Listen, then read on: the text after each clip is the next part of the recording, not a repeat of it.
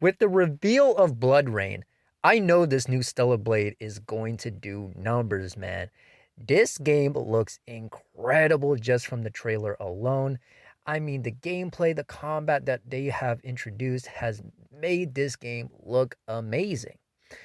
But for some odd reason, leave it to the fake gamers, the people that don't give a fuck about gaming, but talk about gaming all day long to ruin all the good fun. You have these quote unquote men, let's just call them that for right now, crying about this game, whining about this game. They're trying to back up women or what have you. I was like, we want empowering women, man.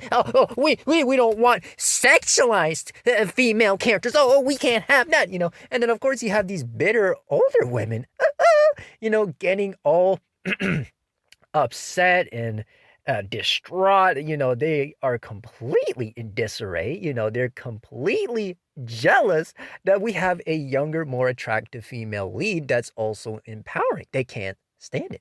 But anyways, Hide Yuki here, the Rebelling Rose, the One Chain Tool of Oblivion, returning yet again with another excellent video. Boy, oh boy, man, I don't know what else to tell y'all. I mean, this is absolutely wild to me. We finally get a game worth looking into. We got a game worth the hype. The combat looks incredible. That action style combat actually looks decent. It doesn't look like button mashing trash. It actually looks like it takes skill. It took notes of the last game and said, hey, we're going to improve. We're going to add a new mechanic. We're going to add more close hand-to-hand combat with the gauntlets, right? We're going to add, the back end blade and all sorts of different type of, mechanics in here. And my God, man, it just absolutely looks beautiful. I don't see how anyone that's a true and real gamer could be upset about this. I just really can't see that. The cutscenes look good. The graphics look good. So what is there to complain about? Again, coming from a real gamer, there's nothing to be, whining about. But like I said, leave it to the obsessed clowns that don't have anything better to do with their lives but to, cry that this game, isn't up to par and this is not like all of PlayStation's games, man. But PlayStation loves women, man. They love empowered women, man. They love it. Oh, come on, Yuki. They love it, man. And I'm just looking at them like, you must be delusional. Ain't no one playing, Horizon Zero flop. And no one's playing those shitty God of War games, those Spider-Man games. Ain't no one caring about that Wolverine game or anything else coming out right now. Ain't no one hopping on that. They're just jealous that, Stellar Blade is looking incredible. They can't stand that it's a younger, hot and attractive female lead. They can't handle that. And what's so sad is we've always had attractive female leads in gaming. I mean, that's a staple pretty much at this point. It's always existed. We've never had a problem until now, until we get people that never cared about gaming now crying about it. It's just ridiculous to me, man. I mean, there is no controversy. What is controversial about Evie?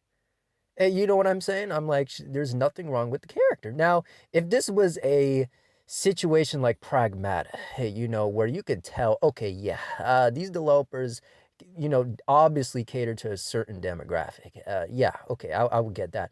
But Evie ain't no child, you know what I'm saying? So there's nothing to be upset about. People are just using that, as a little excuse, as a little barrier, to make it seem like that the developers are on weirdo behavior when in reality they're actually improving. They said, hey, the first game was great. The first Stellar Blade was incredible. It was a hit, of course, but we learned from the players. We learned from our feedback. We noticed that Eve, as great as she is, very hot character, there's not much to her beyond that. She's just hot to be hot, but personality wise, she's kind of bland as a brick. Let's be honest. And they said, hey, and looking at that, they're like, all right, we're going to make Evie badass or what have you, change up, the combat, right, to suit the character, make the character shine with that personality. So there's a clear contrast with Eve, clearly being a different character from Eve. And they did that intentionally because what? They care about what? Real gamers, man. They care about their fan base. They know what we want. They know they want to improve for us. They know that. They get it, man.